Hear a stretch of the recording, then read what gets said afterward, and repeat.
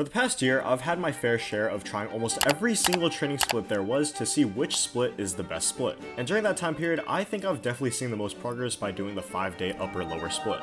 I've been running this split for the past 4 months now, and after implementing the bench press into my routine, I can comfortably say that this is the best split if you want to increase your bench press. Running the split has definitely boosted my bench press strength, and this is the exact upper body day I've been doing to rep 250 pounds at 15 years old. And just a month ago, I was stuck benching 225. This is the first upper body day of my 3, and if you want to access the 2 other upper body days, then consider joining Shred Out, where we'll be providing fitness programs, nutrition guides, and multiple lectures whether your goal is hypertrophy or strength. We've got it all covered. The one thing that definitely makes the 5-day upper-lower split so great is that it's practically built for the bench press. It has a high frequency with low volume isolation. This means that you can basically just walk into the gym, bench, jerk off, and dip. Each workout typically lasts about an hour, so you can just have a nice and quick lift. For the first upper body day of the program, I like to organize the bench first, followed by 2 back isolation exercises and 1 chest isolation. Then after that, I finish off the workout with an arm superset and a shoulder isolation exercise. This way, each muscle gets an adequate amount of volume per week. So kicking off the workout, we'll be warming up to a 5x5 pause bench. The RPE varies depending on how far you've been running the program for, and typically at the start of the program, we'll be doing a decently low amount of weight. As you start to increase, the RPE will also start to increase, so I'll usually drop the volume to prevent huge amounts of fatigue. If you were to run this program for about 8 weeks, this is what the progression scheme would look like. Usually when I warm up for the bench press, I never do any more than 4 warm-up sets, so each set, I would lower the reps until I finally get to my first working set. Since we're trying to maximize full strength on the bench press, we usually want to utilize a wider grip. When you use a wider grip, you're basically just creating a shorter range of motion. This will also allow you to open up your chest and your lats. When you look at a bunch of bench press videos, you'll also notice that people have this tendency to lift their butt off the bench. The main driver for this issue is the improper use of leg drive. We all know that the bench press is more of a full body movement, and with the use of your legs, we're able to drive large amounts of weights. But it's also very common for people to mess this up. When people use leg drive, they usually think about pushing their heels into the ground. By doing this, it almost has absolutely no strength carryover to your bench press, and at that point, you're basically just doing a decline press. You see, the point of leg drive is to drive energy from our toes to the bar, so that means we need to push ourselves off the bench. When you look at this from a side view, it's quite literally kicking yourself off the bench, and I like to think of doing a leg extension. And the final component of the bench press is having a stable upper back locked into the bench. To do this, as soon as you unrock the bar, just scoop your shoulder blades back and down into the bench. This basically just counteracts the leg drive, making sure you don't accidentally slip off the bench. Having your butt and back tucked into the seat tightens your lats. If you observe from the side, this will automatically create an arch. Ideally, the bigger your arch is, the better. Since this secures your body on the bench, you should feel fairly comfortable.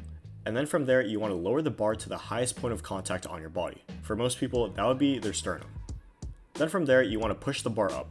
First from the legs, you want to push yourself back and down into the bench. By doing this, you should feel your rear delts digging into the bench. Then your bar path should be in a curved arc, assuming your elbows aren't excessively flared out to the side. The specific upper body day is more focused on volume, and on other days is where I'll start to go heavy. But generally on my 5x5 days, I'm not going that heavy. What's weird about utilizing the 5x5 is that it feels easiest around the 3rd set rather than the 1st. And I think that's because since you're saving gas in the tank, and using the same weight for each set, the first 2 sets kind of feel like warm-ups, but at the end of the exercise, you shouldn't feel anywhere near fatigued. The bench press is the main strength exercise of the day, which means it doesn't produce enough fatigue to actually promote muscle growth. And I think the most effective way to train is by alternating exercises based on opposing muscle groups. That way, when you jump into your next exercise, you're feeling 100%. So we'll be doing 2 sets of 5 to 8 weighted pull-ups. People would always ask me why I prefer pull-ups over the lat pull-down, and it's just simple. I always have more fun doing pull-ups. Now, you can obviously counteract this by saying that, well, pull-downs are better at isolation, they're more stable, produce less fatigue, but in my opinion, I think training back is always more fun with heavy compounds. The pull-up is more of a lat and mid-back exercise rather than pure lat exercise. So usually I'd save my lat isolation for a different day. But if you do want the best bang for your buck on the pull-ups, there's definitely some tips worth noting. Your lats actually run further down your body, meaning if you just think chin to bar, your lats probably won't get a maximized stimulus. I like to think of chest to bar. This cue forces you to pull further away from your body. You'll notice that if you do it like that, you'll feel a much better lat contraction. And just like the bench press, I like to puff up my chest by pulling my shoulder blades down. This ensures that your lats are activated. If you just let them pull apart the whole way through, you'll probably notice that when you pull up, your delts will roll forward at the top. We want to avoid this as much as possible because this will just cause some unwanted front delt activation, and it'll probably just make your pull-ups much weaker. And in my opinion, I think pull-ups definitely give you one of the nastiest back pumps. Off to the next exercise, we'll be finishing off our chest with 2 sets of 6 to 10 reps on an incline dumbbell bench. This program is mainly focused towards the bench press strength, which is why most of the chest volume I do is mainly just pressing variants. And for a little bit more front delt work, I would definitely try increasing the incline. This way you can train your upper chest and front delts. Usually having 2 presses in one day can be pretty taxing, especially if both of them are free weights. So a good substitution for this would be an incline machine press with a neutral grip. Since this exercise is mainly focused on chest growth, we want to maximize the stretch by tilting the dumbbells inward into our delt. So on the negative, we want to open up our chest decently wide. If you watch how other people bench with dumbbells, they'll almost always stop when the dumbbells touch their chest. Now, this is not the most optimal way to bench with dumbbells, especially when you're using heavy dumbbells. I think once you get into the 50 to 60 pound range, you'll notice that the dumbbells are too bulky to actually get a deep stretch. When you bench with dumbbells, most people would usually tell you to use a neutral grip. But I think that with dumbbells, you can definitely get away with a good amount of elbow flare. The point of the flare is to increase the stretch on the pecs, and since you're using dumbbells, it's not that dangerous. And since the flat bench didn't give our pecs nearly enough stimulus, I would always train the incline bench to failure. So our back was already smashed from the pull-ups, but the pull-ups really only give your back enough stimulus from the stretch.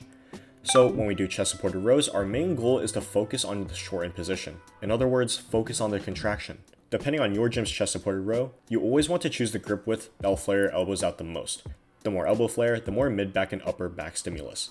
With the chest supported pad, I'll almost always notice that there's a common tendency in people to swing their body back. Now, this kind of ruins the purpose of the chest support because you're basically just getting rid of the stability. So you want to keep your chest glued to the pad for a greater back stretch. Try to puff your chest up while rounding your back over the pad. Just 2 hard sets of these will instantly fry your back. And these are also one of the very few exercises that I actually recommend doing long length partials on. Now, if you observe how I do my rows, I actually don't really lock out my elbow at the bottom. Usually when your back is stretched, your muscles already disengage pretty early. This is because the back doesn't actually have a large range of motion when it comes to horizontal pulls. So usually when I do my pull-ups, I'll always lock out my elbows, but for rows, I always try to keep my elbows a little bit bent. This also really helps me focus on the shortened position, so the squeeze just feels a lot better. Now, is the squeeze scientifically proven to be better? No, but it definitely feels better to me. You can never have 2 big shoulders, which is why we're doing 3 sets of cable lateral raises all to complete failure. The way the cables work is that the heaviest portion of the lift is at the moment arm. In other words, it's where the cable and your arm create a 90-degree angle. And after reading countless studies of the stretch being more important, we all know that we should be shifting most of the tension towards the stretch part. To do this, all it takes is just setting up the cable to hip height. You'll notice that when you do this, your delt will already be stretched before the lift even begins. If you compare this with using dumbbells, the moment arm is created at the top of the movement. This means that when the delt is most stretched, there is absolutely no tension because gravity is just pulling the dumbbell down.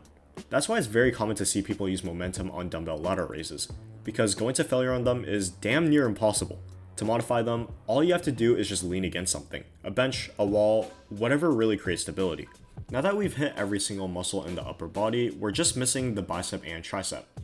Usually at the end of every single upper body workout, I'll superset them with curls and pushdowns. However, if you're not on a time crunch, then I'd usually just say do the 2 exercises separately.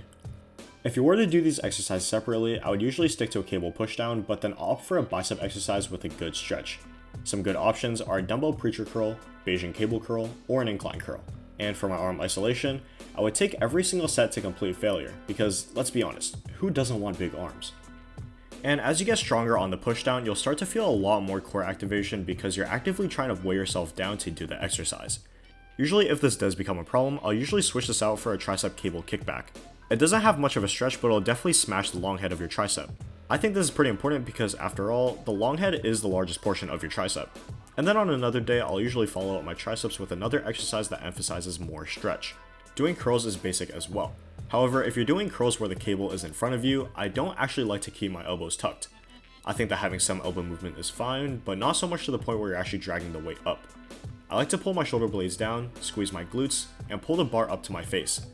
Whenever you do curls on a cable, 90% of the time you always have more in the tank, so always strive for another rep.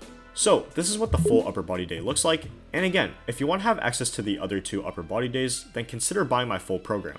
Not only will you have access to this specific workout, but you'll also have access to all the other several workouts that I've made, whether your goal is bodybuilding or power building. Anyways, I think that's enough to wrap up this video, and let me know in the comments what you guys want to see next. But until then, I'll see you guys in the next one.